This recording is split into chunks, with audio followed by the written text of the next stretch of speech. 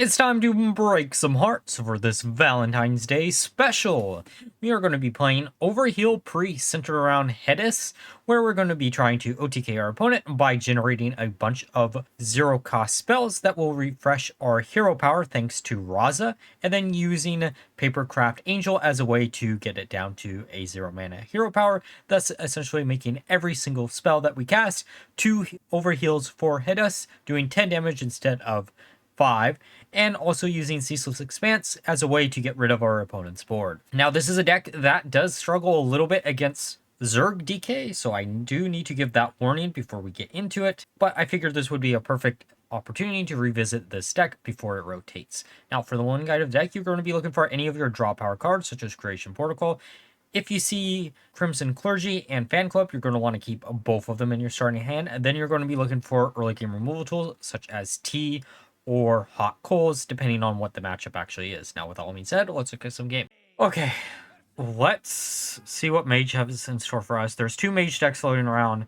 Protoss, which is actually pretty decent for us, and then we also have Elemental, which is a little bit harder just because Aggro is a little bit difficult. It's not as bad as, like, Zerg DK, but alright, keeping Raza, just because I'm assuming this is probably going to be Protoss, to be fair.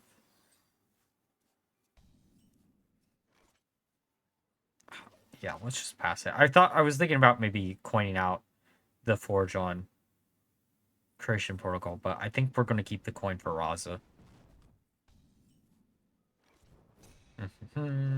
Pass it back.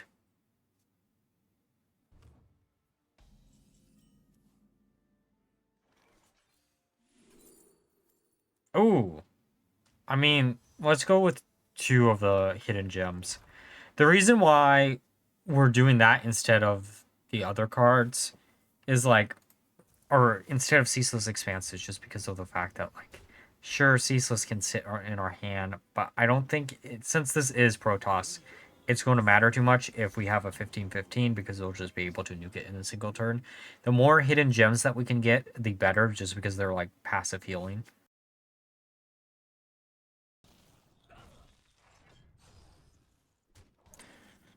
Okay. Hidden Meaning ×2. Might as well slam down Clergy to draw a few cards. I don't want to... Oh, we actually probably should have used Fan Club. The reason why I'm like, maybe we should have used Fan Club is because I thought I had a little bit more cards in hand. But, oh well.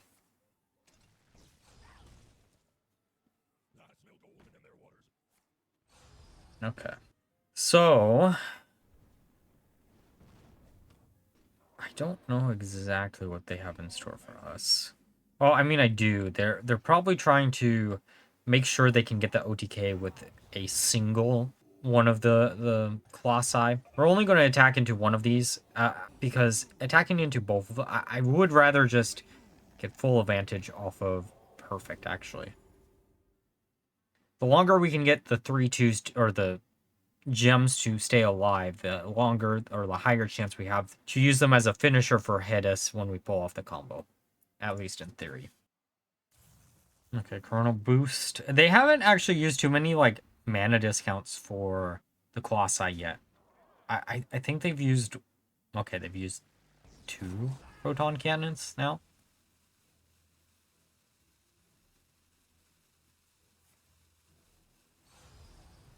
Okay, there's Shield Battery.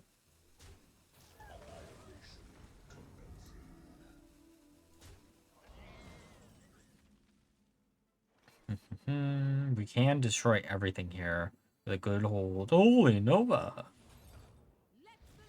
Might as well just go face with 1 minion. And slam down another hidden gem. Because, yeah, why not? Hopefully they don't have any AoE. I know technically they're 2 HP minions, which means if they have Blizzard, then we're gonna regret it, but I don't know. I'm just hoping that they don't. I don't think that deck is running Blizzard, to be fair. I think they're running, for the most part, just all the Protoss spells and then some additional ways to get additional copies. But that's it, right? I could be wrong about when I say that, but I'm pretty sure that's what they're running. I know some of the newer versions of the list are running things like Brewmaster to bounce it back, just so you have a win strategy just in case afterwards. So...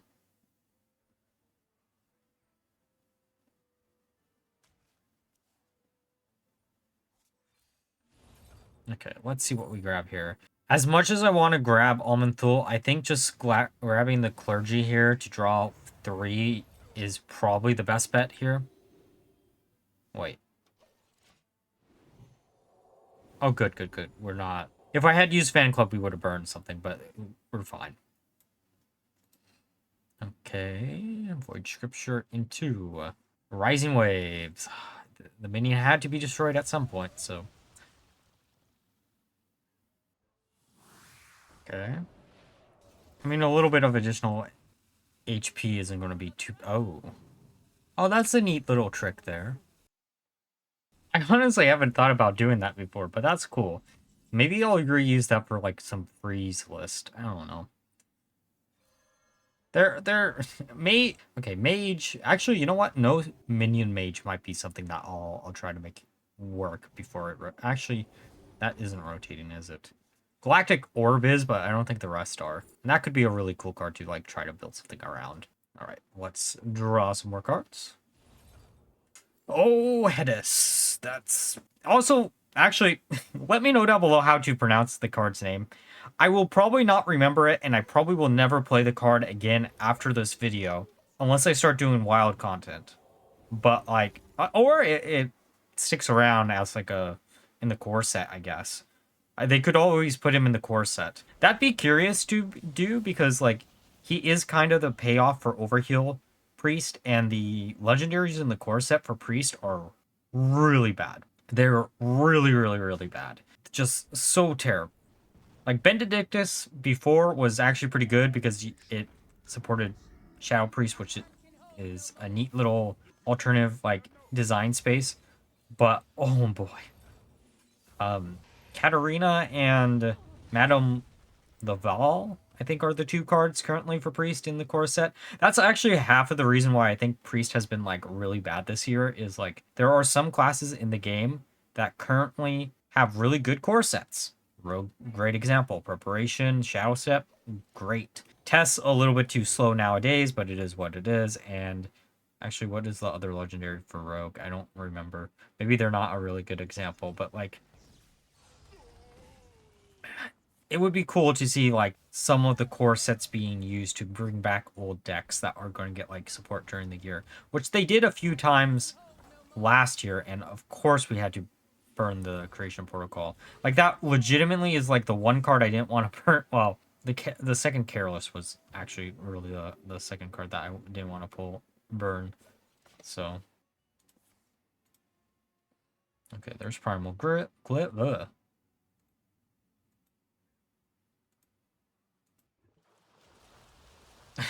Sure. You just got to get out of your hand sometimes. You know, that's actually a really cool card for no minion Mage. I don't know how you would abuse it, but, like, that seems like a really cool card. To be fair, like, you need some way to keep discounting the spells in your hand, and the only ways to do that is randomly generate something like Blood Watcher. Sure. Slam down. Yes, please. Slam down as many minions as humanly possible. Okay, what's the... Oh, Heartthrob. I think we can get game from this position. Like, we can slam down Ceaseless. Wait, math. Ceaseless, Angel into Hedanis. And then we can heal with our location, and then heal with the other location. That's 1 Overheal. Wait. We might actually have this as full combo. Let's go! Let's break this mage's heart and bandage it up with some void eruptions. Let's go, Hedanis. Encore, encore. Keep on going, my friend. Keep on going. Feel the burn. GG. Okay, temporary game against Shaman. Let's see what they have in store for us. Honestly speaking, this hand doesn't look that bad, especially against Shaman, who historically is going to probably be playing a Terran Shaman. There are other Shaman lists floating around, and I do want to cover one of those other lists floating around, but, like, we're going to Mulligan thinking it's going to be Terran. Having an AoE is really nice. Fan Club isn't bad. Just slam it down. Just have it on board. Probably just going to sit there on board for quite a while, actually, to be honest. Okay, SCV, so it is Terran Shaman. I'm not shocked about that at all. We can use bird watching. I kind of want to grab Crafter here. I know that looks a little bit weird, but it's perfect curve. I know the proper play would probably have been the Clergy, just because that tends to be a lot stronger in most cases. It just lets like cycle through the deck. I'm curious if this is going to be a Reno version of the list, because I don't think Dimensional Core is something that a lot of people run in Terran Shaman. Also, well, actually, no, never mind. I was going to say, after this vid, we'll get back to some of the more wacky variants of Terran, Zerg, and Protoss lists. But then I remembered the next list that I have planned is Highlander Hunter, which actually uses Kerrigan, but it doesn't use anything else. But we'll try to weave some of the stuff in and out, right? At least that's what I hope, cross my fingers, to do. Again, like always, though, if there is a deck that you would like to see down below, just let me know. All right, we're going to test our lucks here. Why did we have to hit 2 of those? Okay. I think Clergy is actually what we have to do. We could slam it down, draw 2 off of it, but I think we'll be fine now. Or for now.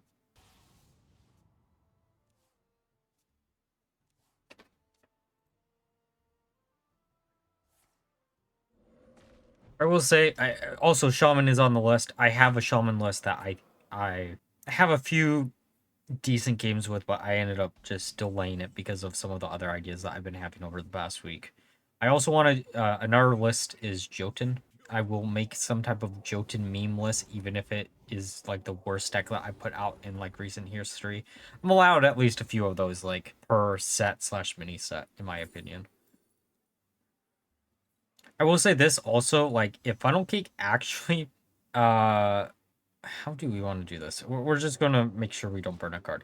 But if Funnel Cake it was actually a 1-cost card still, this deck would be a lot stronger. I know why it isn't a mixture of this deck. Well, not this deck in particular, but this and Druid lists made it really, really frustrating to play against. And I fully understand it. Like, it was just a free card, right? Also, Orbital Halo is one of those cards that may or may not make the final cut of this deck. So depending where this is in the video, if it's towards the end of the video, then it probably means it's the worst game out of the 3. But either way, if it isn't in the other games or in the intro / outro, don't add it to the deck. There are other cards that I'm thinking about adding to the list. Heartthrob is a decent card for on theme reasons and for the fact that like it gives you some type of mid-range like alternate win condition, so you don't heavily have to rely on the combo, because there's so much Zerg DK just floating around right now that yeah. All right, let's pop these 2 out of existence. Like, Zerg DK is one of the worst matchups. Oh, Sasquatch is funny. One of the worst matchups just because of the fact that like you can't easily do or win without like the combo in the deck, depending on how we're building the deck. And currently in this version, you can't rely on it. You just Zerg DK destroys it if they get a Viper.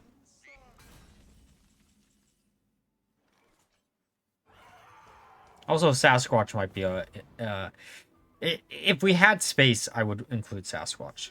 However, I like having Ceaseless Expanse as a way to just nuke the board to make sure we can go face with our combo, right? Let's just summon an ad, just see what we can get. Oh, Lynessa. That has a very funny a very funny like interaction that we might be able to make work here. Because technically speaking, all the things off of Careless is going to be 0 cost, so it's basically 2 heals for the price of 1. Lynessa, I didn't think about that. Lynessa actually is such a good card to randomly generate in this deck. Okay, Horn of the Windlord. That's the card that I want to make a Shaman deck centered around. That's why we're doing stuff with like Ogre Gang and stuff. Knocks 2 things out at once. The reason why I keep delaying it is I'm using the Terran engine as a way to survive until we can do stuff, but like that's not really the best thing in the world. Just because like you end up, I mean, it is good, but it's one of those things where you end up winning so often with that combo instead. Okay, there's Hedanis. Okay, we don't have to worry about like overdrawing because of healing too much now. All right, let's pop that. Heal ours. Do I want to heal myself? I think we'll just hero power heal myself because the Holy Spring Water will work next turn. Technically speaking, we can win a lot of ways depending on what they have. Ceaseless Expanse, go for it. I don't really care. Okay, there's a lock on. Into... Oh! I guess that clears out the board, but that's fine too. Bloodless. Oh, Lightning Storm. Okay, that makes a lot more sense. Alright, I think it's time to do the combo, I think. Not like the perfect combo, but like close enough, right?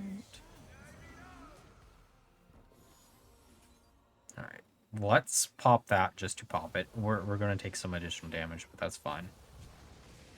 Heal. Heal.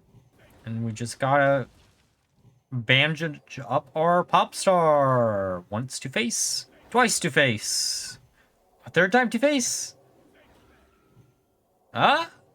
Yeah. Okay, time for a game against DK. This is actually probably the matchup that I enjoy the least. Just because it's probably going to be Zerg. I have ran into a few other lists, but like, or matchups for DK, but like 90% of them are Zerg. Alright, let's just pass it. Okay, coin into... Okay. That doesn't tell me if it's Zerg or it isn't Zerg, to be fair. Hidden gem, sure, why not?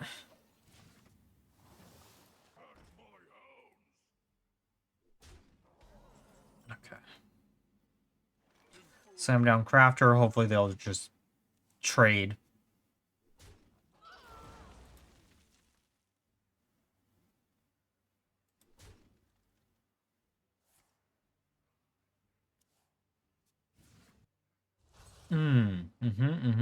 So, I mean, they did trade, so that's good for us. Brood Queen, though, I can't instantly deal with it, which is a little bit annoying. There's a few ways we can do this, but I think just using the 2 gems now is probably for the best. And then next turn, Heartthrob. Actually, you know what? I will say this. Heartthrob is a card that I recently added to the list, and I like having it as an alternate win strategy. Like, there are games where we're probably going to have to win through that compared to anything else. The Death Growl. But hopefully this is going to be one of those games, right? At least hopefully for us.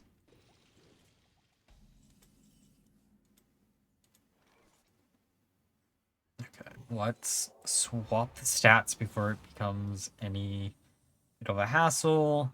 And then we can technically attack into the Infestor if we really, really feel like it. But I think I'm going to get rid of the Brood Queen just to get rid of the Brood Queen. Actually, no, we could... It doesn't really matter what we trade into, to be fair. Both of them are going to cause our opponents to probably target them. To be fair, if we get rid of the Infestor, if they have Mosh Pit, then we might be in a better position. Oh, if only we had some Death Rattle minions of our own, to be fair. And I guess we can overheal for an R3. Oh, wait. If that stays alive, we're actually not in a terrible position. Come on, just flood the board with a bunch of useless little teeny minions. A 5-4? Not bad if we're going to draw a bunch of cards off of Luna. I forgot Luna was in Standard. When was the last time I did... Oh, I remember. The last time I did something with Luna was when Thaddeus was in rotation.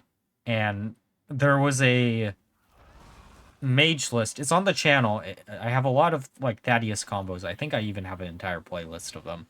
It should be fully updated. They're outdated by a bunch. But if you like weird, wacky combos, those are all videos that you'll enjoy, even if they're like a year old at this point. I have a nice backlog depending on like if you're just watching to see like fun gameplay or if you're watching to see like okay, well yeah, if you're watching for fun gameplay, then all those old videos you'll love. But if you're watching for like current like standard Hearthstone stuff, then maybe skip out on them. But you can have a lot of fun otherwise, right? We can refresh some mana crystals, get another minion. Sure, why not? Also get the 5/4, which isn't bad. Get rid of some additional minions. Given how that animation looked, it wasn't just me thinking that would like probably end up working, right? But oh well. Let's trade there and then trade this. Like, that sucks how we had to do that, but at least it clears out the board, and then we can summon, like, 2 more minions, so it's not, like, that big of a deal. Also, Pile of Bone reminds me that I really do want to do something... Oh, I guess we only heal... Or summon 1. I do want to do something with Excavate before it rotates. I just don't know what class it will be. It might be Paladin, just because I think hand buff mech Terran Paladin could be fun. It does actually, in theory, counter... this deck in particular that we're facing against too, because you can use Sir Finley and such. I also kind of want to use I don't know, maybe we'll do like Excavate Highlander Paladin at some point. I have a few ideas, I just don't know what. Look, a Paladin is a class that I look at and then I'm like, I have all these ideas, and then like half of the time I test them and I'm like, they're just terrible, like there's no making this work. Or like it's boring and I know you guys probably wouldn't enjoy watching those games, so I just scrapped it. Most recent example is Mech Terran Paladin. I played like 5 games for the deck, won 4 out of 5, but I was like, this is just boring, so it never saw the light of day. Probably will never see the light of day. I don't know. We'll see. I need to find a way to spice it up a little bit, and I just don't know how to do that. Okay, there's the Banelings. Viper does nothing because, haha, we have a full board. And sadly, we can't clear out their board either. Oh. Oh, wait. Okay, if we destroy a minion, Sasquatch means we get another Almond Thule. Almond Thule makes the 2 Death Rattle minions go bye-bye. Because we strike them from history. And then we technically can just go face, but we could also trade with the minions just to... Oh, Rodin's funny. I'm so used to wanting to trade. That's just my mindset. I'm sorry. I gotta trade. We can trade like that, and then we get an R ad back anyways. So it's not like a big deal. Oh, annoying. Sure, why not? Oh, Kangar and Paladin is rotating soon, so maybe that's something that we could do something with. I don't know.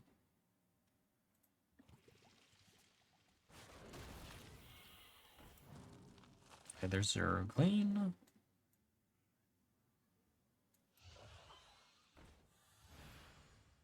Utilisk. Oh, that hurts. That does hurt a little bit. But the nice thing is we do have that Ceaseless Expanse in hand. That could be really nice for game. Oh, Hot Coals. Wait, is there a way for us to get lethal from this position? If we go face, Hot Coals. Oh, we should have... That's my bad. I should have done this a little bit different. Rodin, just because. I think this only gives us Sasquatch, but you never know. Oh, yeah. I was hoping it would revive the Almond Thule that we got off of. I know that's not how it would work, but my brain was saying that.